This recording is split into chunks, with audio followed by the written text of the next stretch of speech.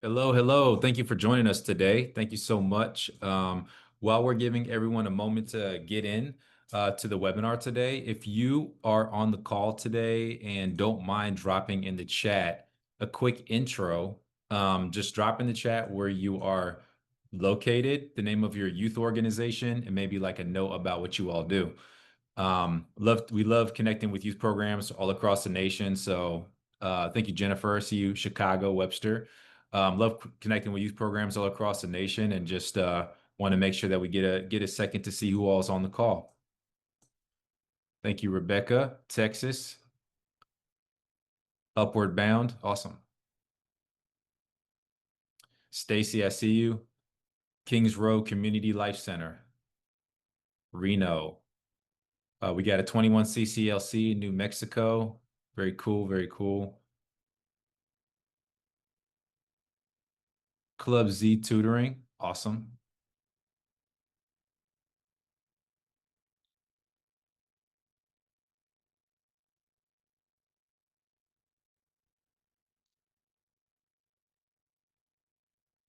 Very cool.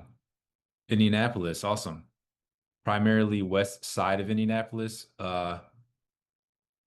Actually, we are a lot of our team members are headquartered here in Indianapolis. So myself and my co-founder are both here in Indianapolis.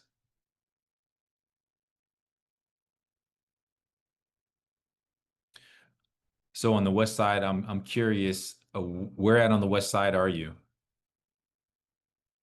If you don't mind just dropping that in the chat, or you can come off and mute if you'd like to, if you're in a place where you can talk. Thanks, Crystal. Florida Education Transformation Enterprises. It's a micro school, very cool.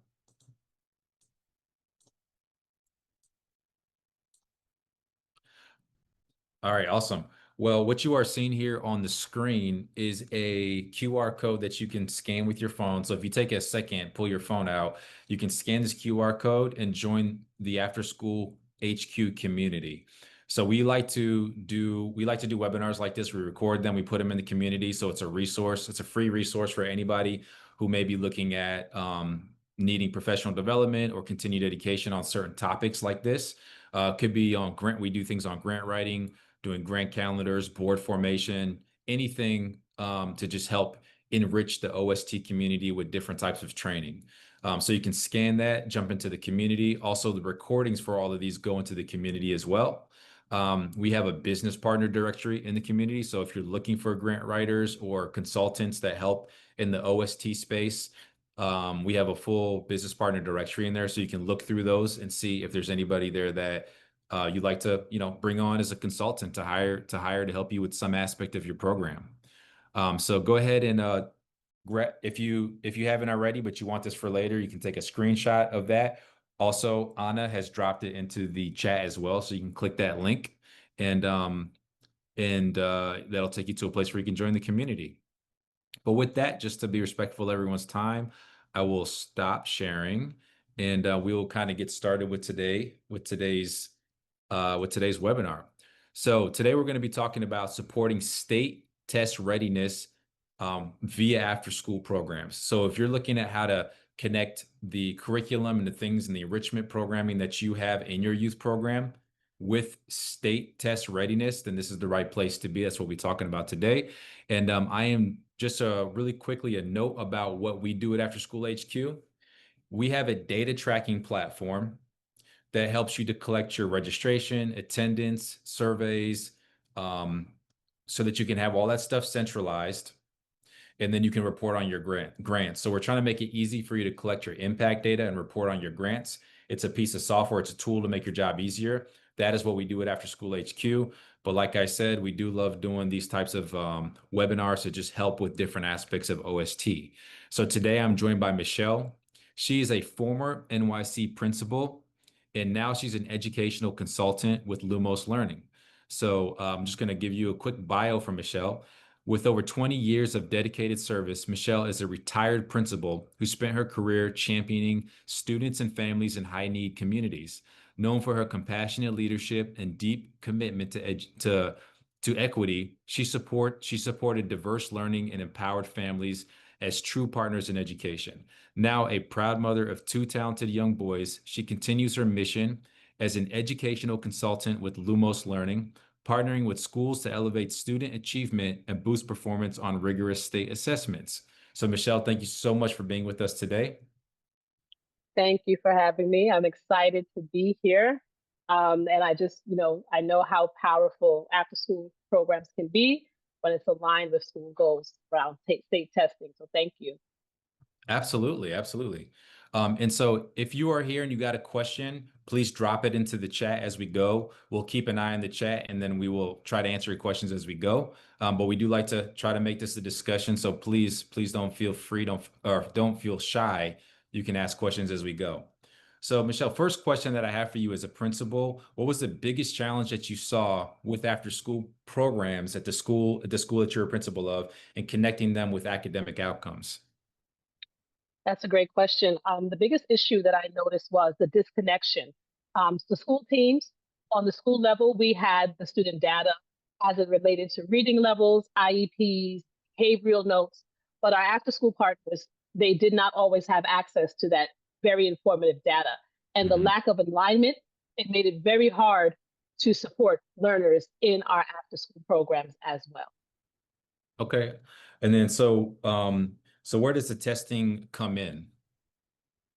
So just knowing that after schools also have to be very inclusive as well, and not just for those students who progress very quickly, but for everyone. So the testing comes in because it helps with differentiated support. We can use tech integration and programming that keeps students engaged while learning. Tests will expose um, learning gaps. So Mhm. whenever we administer a state test, we can see the learning gaps for that student at the end of the year. Mhm. A lot of schools, a lot of states have moved towards digital testing format.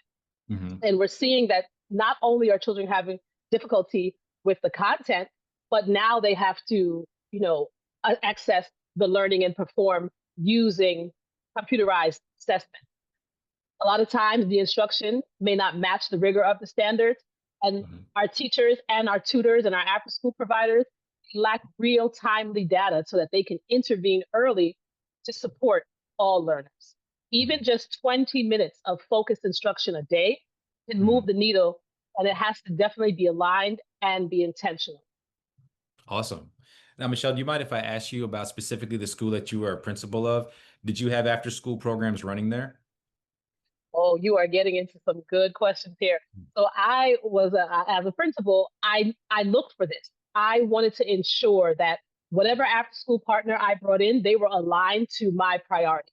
If I Mhm. had a priority around social emotional learning, if I had a priority around moving academics, or if I wanted to move towards a program that was more recreational fitness based, if Mhm. the chancellor or my superintendent said, listen, this is my focus for the year, I always try to make sure that my after school programs align with my focus, the needs of my students, the needs of my community, and definitely the priorities that Mhm. my higher ups wanted. So a lot of the times I was in a school that I needed to help boost achievement. And that's how I became interested in online programs.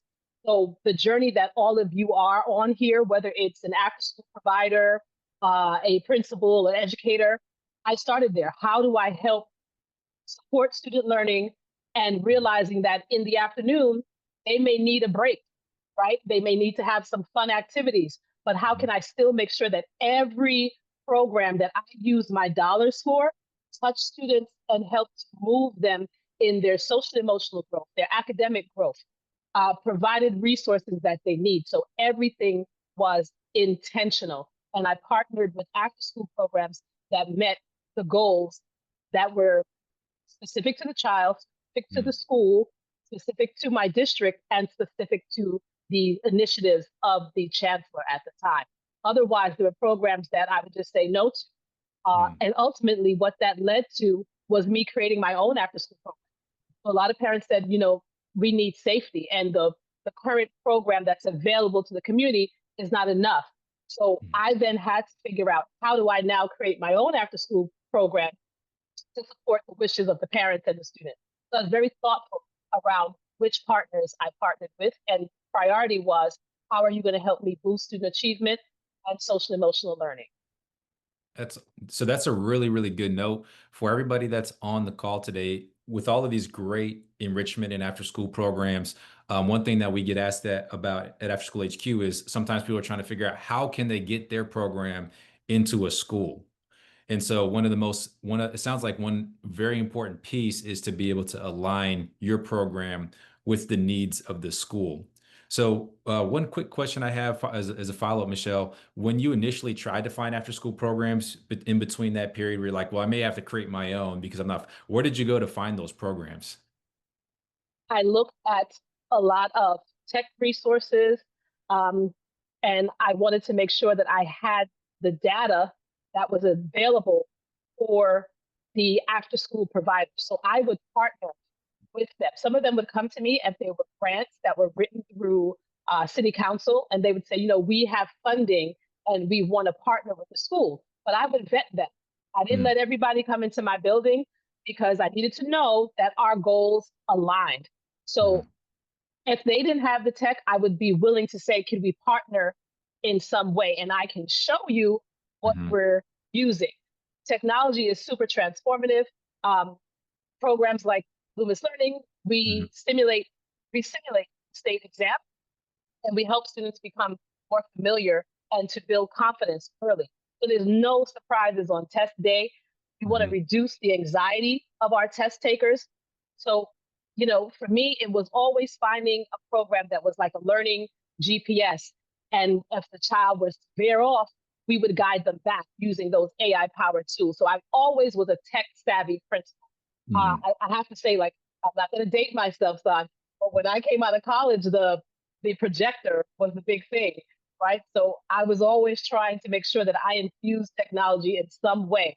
So Yeah. any program that I used had to have a tech piece, but I'm Mhm, also cautious of the fact that sometimes you can overuse things. And we don't want the technology to just be a bell and whistle. We want it to be mhm, something that can adjust for our students' learning goals, support mhm, multiple multilingual students, support our Ls, also deliver bite-sized standards practice to students, and give educators a roadmap and a dashboard of mhm, what exactly students need. And that's what we find here at Lumos Learning. Um, mhm, so just thinking about, the tech integration and looking back to where I was about 20 years ago to now, my how the world has changed. Like if you're mhm, not getting that AI powered intervention to help support what you're doing, similar mhm, to what you guys do at Active HQ. You have a very rigorous platform which helps you use that data. Any program that gives me thoughtful data about where the child is, social, emotional, academic, anything that can help move their IEP goals, just mhm, programs that can help me support the whole child because it's not always about testing. Arts programs, you have those children who may not be academically inclined, but they are wonderful artists. So to mhm, find programs that supported them in their pursuit for music, you know, mhm, music programs, anything that can help support the child, but also given that 20 minutes a day to say, let me check in and see where you are academically. Because when the child leaves the after school program, they have to go back to their home, their school, right? And they want to feel like the mentors, the tutors, the after school people, they're helping me become better at some area I need. And it just helps them so much tremendously work at after school and out of school time providers for mhm. children. It's amazing what you can do. Absolutely, yeah. I'm a product of after school myself. So when I was growing up, I was in a program where I learned all about circuitry and electronics, and that's how I got introduced Wow. to. Yeah, I went to Purdue University, and I didn't know what to do. An academic advisor said, "Well, what are you interested in?" I thought right back to that program that I was in, that after school program, and then she said, "You should do electrical engineering technology." So that's how I actually got connected with my career path. So after school Wow. program is very important. And so I will ask, I'm actually going to throw a question out here and you could drop a one in the chat. If you're a provider on this call and you're trying or you're interested in getting your program into a school in your area, drop a one in the chat. Maybe we could circle back around on that later. And with Michelle being a principal, she probably can provide some feedback on how you can adjust things to try to make it your program attractive to getting in schools. So Michelle, next question I have here is, what are the top ways tech boosts test readiness in after school? Great question. You want to make sure that your program, it has a personalized learning path, right? So that if you're using AI, it adjusts for each student just like a tutor. We're not taking away from the human aspect of tutoring, teaching, mentoring. We're just saying that the benefit of AI, it will allow you to get insightful reports from the data. So you want to use it to assist the tutor, to assist the teacher, to assist the after school provider to have a personalized learning path for each student. Another thing that the technology can do is it can provide real-time progress tracking. Tutors and teachers and educators, you don't have to wait 6 weeks for a report. You can see where the students are struggling right now. Of course, children, you want to keep it interesting, so you have that gamified engagement, programs that use avatars, coins, game to motivate the students. You want to make sure that there's some incentive to keep them motivated to persevere. And then you also want to provide clear dashboards for educators and parents that build trust, improve support at home. A lot of times, the key here is that seamless after school and after school alignment. When tutors see the same data as classroom teachers and everyone is working towards the same goals, the data is shared. That's what we do with our Step Up platform. The data is available for teachers, educators, and you have the opportunity to invite parents. They can see the data as you work for students. Students are mapped to both after school teachers, parents, and the after school has an integrated approach and the collaboration is there for all stakeholders. And Awesome. that's And I think it's really important to talk about, to have the conversation about AI. I was actually just at a summit earlier this week, and with a lot of companies that are introducing AI into the work stream when it comes to students, and there could be like a fear there when it comes to how AI is used. Is it going to like remove the personalization, that personal touch? Because we know that students need that. They need human to human connection. And so how can it enhance things without removing that personal touch?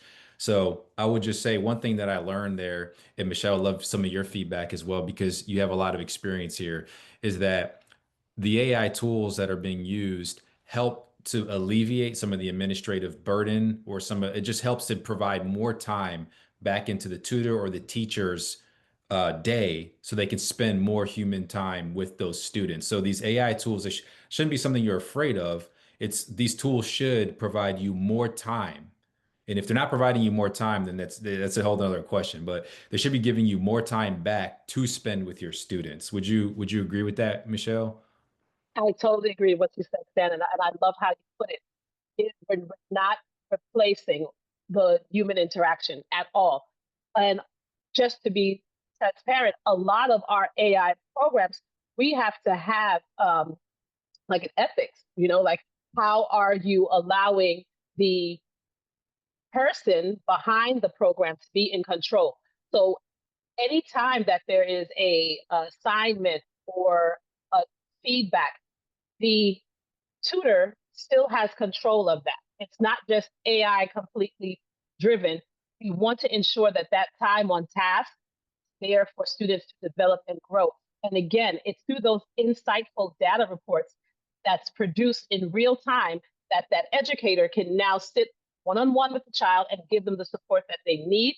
And then in the absence of having that one-on-one support, we do have built into our program, Lumos Learning, a AI tutor who can intervene. But even with that intervention, it's very specific and there are guardrails there to Mhm. ensure that you're not going off track and the child is getting specifically what they need to enhance their progress and performance. So no, I don't believe that programs should be feared.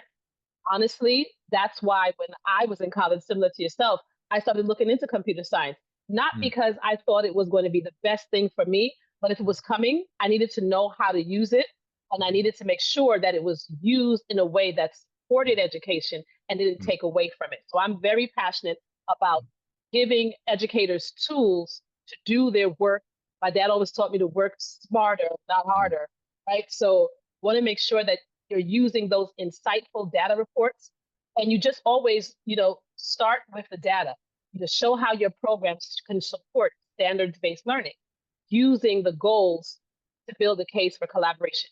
Here's what, looking at the data, here's why we need to collaborate around the supports that we put for this child, groups of children, families, school, community. The data can tell you so much.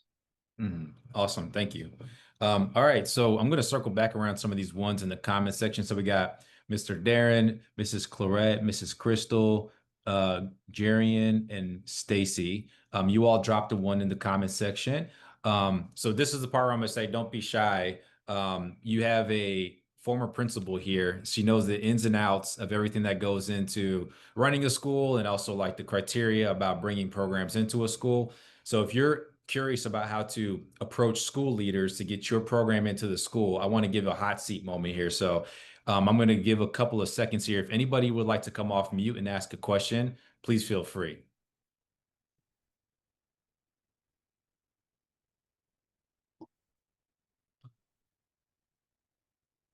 Don't be shy. Now's the time. I hope I can answer best I can. Yeah.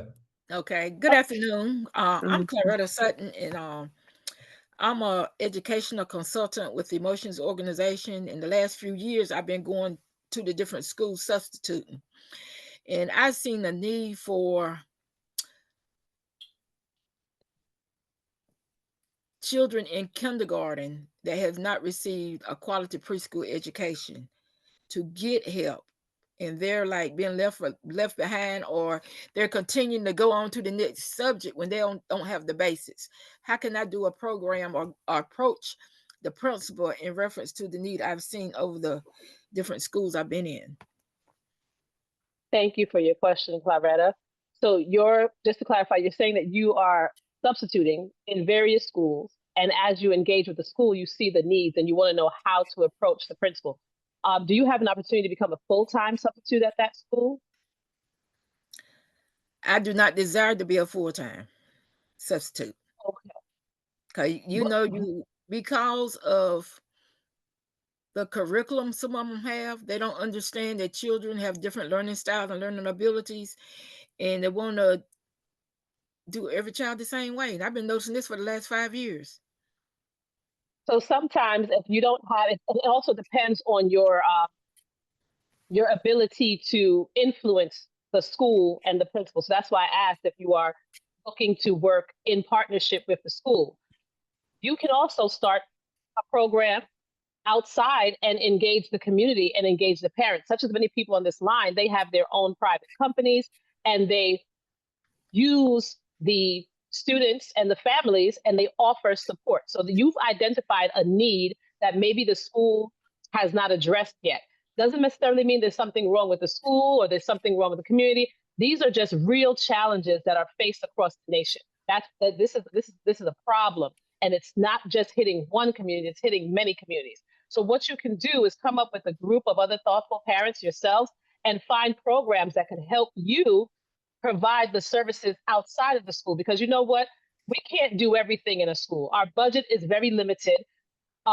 In hard to staff areas, the turnover rate of our teachers, right? So there's a lot of challenges that principal might be facing that may not be seen through the school lens. And you might say, well, why isn't she fixing that? She may not have the money, right? The teachers could be transient. The teachers that she trained 3 or 4 years ago on how to attend to oral fluency and learning at an early childhood may not be there. So there are many reasons for why those learning gaps exist. But I would encourage you, since you're able to see it and you want to do something about it, think about the people who are on this program. There are people on this line, as well as yourself, who can come together and provide a service to that school and other schools in the community facing the same problem that you see. So become the change that you want to see by offering a support to the school, because we need community partners who's going to come in and help us. Just like I said in the beginning, I looked for programs that were going to help me with my priorities. And if you didn't help me with the priority around early childhood development, I couldn't work with you. But then there's also the problem of we don't see a lot of programs looking to say, school, I see that you have a concern. How can I help? So I would definitely say, find programs that you can support the school with, because it's definitely going to take a village to support all of the children, and the school principal and teachers can never always do it by themselves. You have to build community partnerships. Mm. Okay. Let me and I understand that. let me jump in and offer a company support that's nationwide. I'm a franchise owner of Club Z in-home tutoring, and I just happen to have a territory on the west side of Indianapolis. There are over 500,000 schools being supported in the country by Club Z tutoring. So I would encourage you to do a Club Z in-home tutoring search on your website. They're headquartered out of Tampa, Florida. Here in Indianapolis, we have 4 other franchisees besides myself just supporting the Indianapolis area and different parts of the area. So I would encourage you to check out Club Z and Home Tutoring and see if you can't partner with a franchise owner there to provide a support like Michelle's talking about. Thank you, because I've been looking at that, and they do have tutors that are coming in taking the kids out of the classrooms already. But once they're taken out, they're missing the instruction of the regular classroom because they're taken out for tutoring, and it's not after school. I don't know why they're doing it during the day, but most of their tutorial programs are during the day.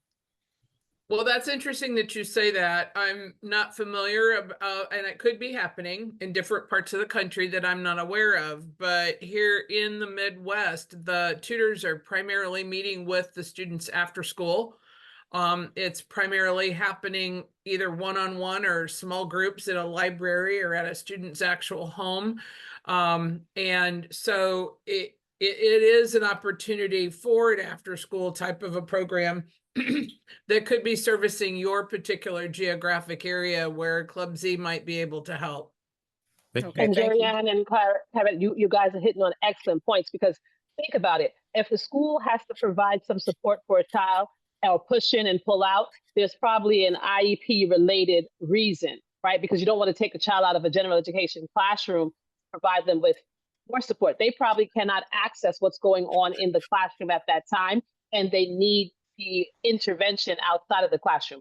But to the major point on this line right now, which is how after schools can support schools, I think it's very important to realize that depending on your school size, you have a child who's in a class with one teacher to 20 or 30 children. There's no way possible that the teacher is going to be able to meet the needs of every child. So when I mentioned before that we have children who just get it sometimes, you don't know why that child is getting it. And what I used to do as a principal is I would do case studies. Tell me a little bit about your after school experience. I remember one time, if I have a moment to share, I did an observation of the class, and the teacher did the mini lesson and the student got it just like that. So I pulled the child aside. I said, "Where did you learn that?" "Oh, I learned it in my summer school." I said, "I don't send you to our mandated summer school. So what summer school are you talking about?" He says, "My mom and my dad, they pay for me to go to a summer school program, and I learned the curriculum all summer before I go to school." So here you would think, oh, Johnny's just bright. He picked up really quickly. No, he saw this someplace before, and he was able to perform when he got into the classroom. So the power of after-school programs, summer school programs, intervention programs, AI programs, you have the ability to build up the confidence, reduce the test anxiety, and support a child, package them, and send them into that classroom where they can now be confident and perform because of the time that they shared with you. And I'm saying to you, I've also been an after-school provider for myself. And the way I've come to this company is I was looking for something to support my son. And then other parents came and they were like, "Michelle, we know you're doing something with your son." I'm like, "Yeah, I am, out of school time." But the results were tremendous. Just by using our Lumos Learning program for 20 minutes a day, our students were able to receive performance and perform to level 3s and 4s on their state exam. Their confidence was increased. and they were ready to go, they're not worried about taking state exams. Now they can focus on other things. Like San said, I want to be an engineer. I want to learn how to cook. There's so much now that they can say, I want to do because I overcame this fear of testing. We're not going to have a fear of testing. We're going to allow children to get over the mandates that state mandates they have to have, meet success, and then decide who they want to be because they've been exposed to all of you. So I commend you for your after school work. I commend you for everything that you're doing. If there's anything I can do to support you, please let me know. Thank you so much. Let me also just throw in really quickly, I'm sorry, Stan, if I can.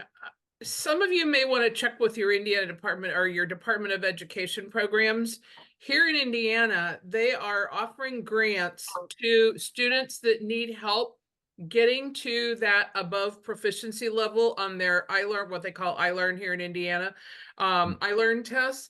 And that's what I'm actually partnering with Lumos on, using that program with those students that need that after school help to help proficiency on their state standardized testing. And there might be some of those available in states that you're in. You'll just need to check with your education department websites and or inquire therefore. That's an excellent idea.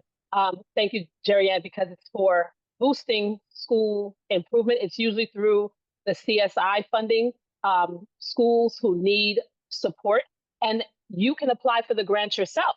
And like she said, you get that grant. Your onus now is, how are you helping population of children that you work with improve their test scores? So that will give you additional funding if you're focused on, yes, we have the recreational programs that we want to keep everything fun. That's perfectly fine. But just using and dedicating 20 minutes a day, improving student outcomes on state performance exams could get your program additional funding. And we are positioned to assist you with that. And we provide detailed progress reports for students. And you can use that as data in addition to the work that you do with After School HQ. Awesome. Thank you so much for that discussion. I'd like to move us forward just for the sake of time to see if we can get any more questions in here. I did see earlier, look like Miss Deborah, you came off mute. Did you have a question you wanted to ask?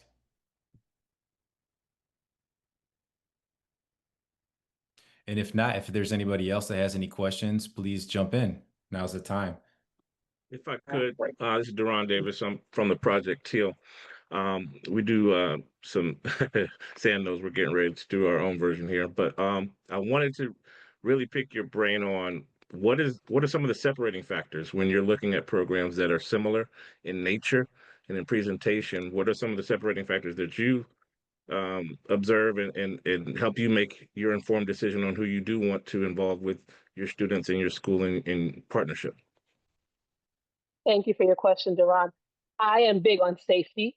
So most of the times the after school program would work out of school time after my day is over.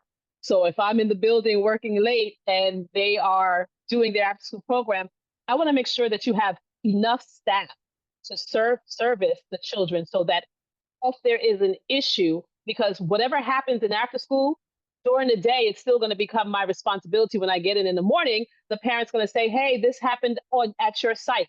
I'm still responsible for whatever happens. If you're using my building, that parent's coming in to me 8 o'clock in the morning, tell me this happened, and now I have no knowledge. So again, the communication around incident reports, someone has to say, how are you going to do that? If the program comes in and it's like, listen, we're just paying you for your building and we're not really want to talk to you, we don't really want to engage with you, we run this after school, I tend to not want that program, because if something were to happen, we are sharing the same child. We're like co-parents. We're responsible for the well-being of this child. So I want to talk with you and find out, how can I support you by day as you support me by night in the event something happens. So collaboration around safety is very important. Data sharing. Are you open to me providing you with students who may be diverse learners? Or do you say, oh, we don't want those children, or we don't want this, and we don't want that. Only send me your 3 and 4 children, or only send me your well-behaved children. I tend to not want to work with a program like that, because the children who may struggle the most and need you the most may be the children who are more so not academically successful. So I want to see that you're open to supporting all learners, and that you're open to, do you have additional, paraprofessionals? Are you open, even if I had to pay for it? And this is just me, don't go asking all principals to do this, but there were times where I would, provide additional paraprofessionals so that a child who may not be able to access it because their IEP says that even during after school, they need a paraprofessional, I would provide that. So are you open to all the supports available so that all children can benefit from it? Those are some key distinguishing factors for me: safety, inclusivity, and collaboration. Thank you very much. Appreciate it. And then Miss Deborah, are you there? Can you jump on and ask your question? Yes, I'm back now. Thank you so much. My question was just kind of generally, what has worked best in bringing all the collaborators to the table to get what's going to be best for students? So, has it been uh, uh, town hall meetings? I'm just putting things out there. Has it been going to the school board meetings and collaborating that way? What has helped? Because generally speaking, each of the groups with their own priorities, and it's not always just about the student. How have you been able to bring people together, or what are some techniques? That's what I wanted to ask. Thank you. Thank you for that question, Deborah. So it's a mix of all of that, right? Sometimes the school board, they have partners that they're working with, and going to your school board meetings. I know that a lot of times superintendents will bring on programs and say they can't tell you who to choose, but they can invite those organizations to their school board meeting for them to have maybe 5 to 10 minutes and talk about their program. So if you're an after school provider, try to connect with the school board meetings when the district superintendents hold their meetings so that you can get to meet those principals. And then after you get to meet with the principals, it's very important for you to learn about each school or district's needs.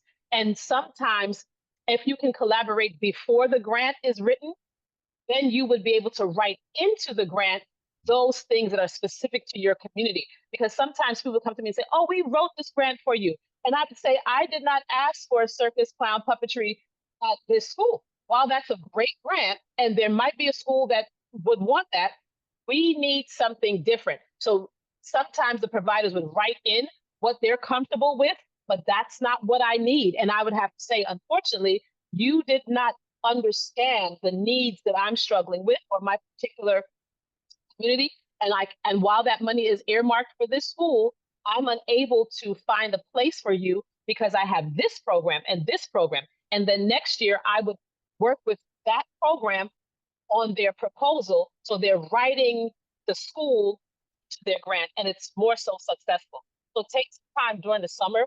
Principals are around all summer long, and find time to meet with them to find out how you can collaborate on your grant funding, tailor the program to the school and possibly the district's needs, and make sure you're out there letting everybody know who you are so that a Yeah. superintendent can refer you to a particular school and partner with you. Yes, thank you so much. And you kind of really hit on it regarding the grant writing. Somebody else writes it, but then they want you to come and implement. And it's like, well, I'm not sure about that. But then how do you still stay part of the team, so to speak? So thank you so much. I appreciate your response. You. Well, Thanks so much for the questions. Any other questions? We still got a little time here if anybody has anything else. These have been great questions so far. And thank you, Michelle, for rolling with this. I know the questions have kind of been from every different angle, but you're a wealth of knowledge here. thank you for having me. Yeah. Okay, so if there are no more questions, then Michelle, I got a couple prompts for you to kind of close out. So the first one is, for everyone that's on the call today, what exact pain point, if they want to connect with Lumos for a solution, what exact pain point are you solving? So if I'm in the provider's shoes and I'm like, I am struggling with this, I need to connect with Lumos to solve that. What is that exact thing? So Lumos Learning, we replicate and simulate, we simulate your state end of grade assessment. A lot of these assessments are computerized. So and some states have progressed farther than others. New York, we just started to administer a computerized exam. It wasn't the mandate. Other states that I've spoken to, they have been doing it for maybe 5 to 7 years, right? But there's still a bubble of children who just cannot access and do well on the state assessments, whether it's paper, pencil, or online, still struggling. So that has not gone away. But the online world is making it harder for children who may be in more struggling communities, may not have access to computers, may not use it. The state test might be the first time all year that they're using a computer. So what we do at Lumos Learning is we reduce the test anxiety by simulating that exam for our students. We provide a targeted learning path for children using AI-powered technology to give you those insightful data reports so you know exactly what the child needs and what standard they need to improve it.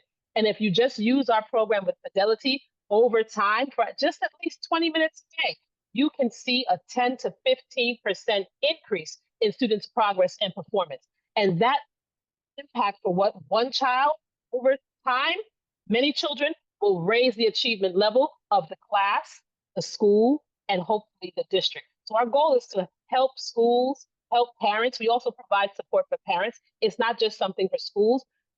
Lumos Learning can be implemented by tutoring programs. After school programs can purchase our programs. Parents can purchase it separately. And we'd love for schools and districts to implement our program. And the key is the simulation, the reduction in anxiety, and the confidence building and attending to the skills mastery for students. We are #1 in state test preparation, and I'm proud to say that. Awesome. That's awesome. And what's the best way for them to get in contact if they want to get started or learn more? So I can drop my Calendly in. I'm going to put 2 things in the chat, or Anna, if you could you just add the Calendly link? You can feel free to contact me. Anytime you have a question, just book an appointment and I will be happy to give you a demonstration of our online program. You really need to see it. It's very powerful. And while it's something that, you say, oh, AI tech, we will walk you through it, show you how to implement it, and it doesn't distract from your day. So feel free to contact me and set up an appointment, and I will go through everything with you there. And please also feel free to look at our website, Lumos Learning, and learn more about the other programs that we provide as well. Awesome. I'll give you all a moment. Click on the Calendly link just so you have it up on your page after we sign off here. But just thank you so much for everybody who jumped on today. Thank you so much, Michelle, for joining us today and sharing all of this information with everybody. This recording will be available in the community, so jump into the community to see it there. We'll also send you a replay via email. But if nobody else has any questions, you're free to drop off. Thank you so much for having me. I appreciate it. Hi, I had another question real quick. Sure. Sorry. So with federal funding waning, I put it in the chat for our programs and then state funding being halted in here in Nevada.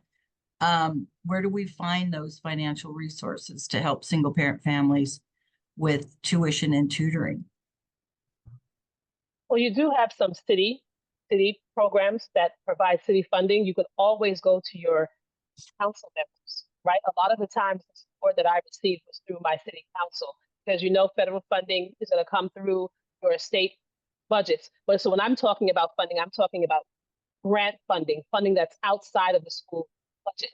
And I always received good support from my city council and assembly people. They've had discretionary funding.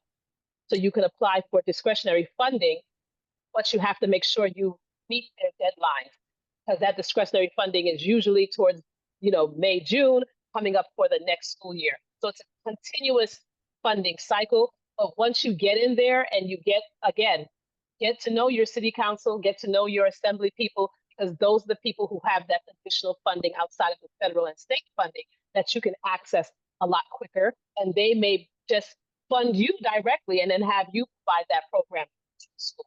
So there are other avenues. You just have to have a business development team that's going to look to those grants for you. I can't sit here and say where it's going to come from. I could just tell you that city council funding, and then there are a lot of private donors who, if you know who the people are in your community who want to be supportive of schools and they're private funders, you can find private funders to support you as well. Great, thank you. I'll just add to that too. Just doing a quick search, Ms. Stacy. So you said you're in Reno, correct? Yes. Okay. I dropped a link there because the each state has their after school network, and those networks are free resource for OST workers. This is just a link to the funding and grants one where you're at. And so obviously you're going to want to find grants that are applicable to your state. Just dig through there, and you can also contact the state, the network, the executive director and their team, and they'll help you as well. And then Anna, I'm gonna call on you here for a second. We did a grant calendar webinar. Is that one already complete? Yes, we have it in our community in the video library. So feel free to join the community. There are plenty of resources there as well. And we post grant opportunities as well too. Yeah. That grant calendar one, that's how to like source the grant opportunities, put them on a calendar so that you have all the deadlines and start applying. Because once you kind of get that ball rolling, you can start seeing some funding coming in. And again, the out of school time funding is very important. Schools finish at 2 o'clock. There are a lot of parents who are working to 6. They need that out of school time resource. So that's a great place to start. Thank you for sharing that, Sam. Yeah, absolutely.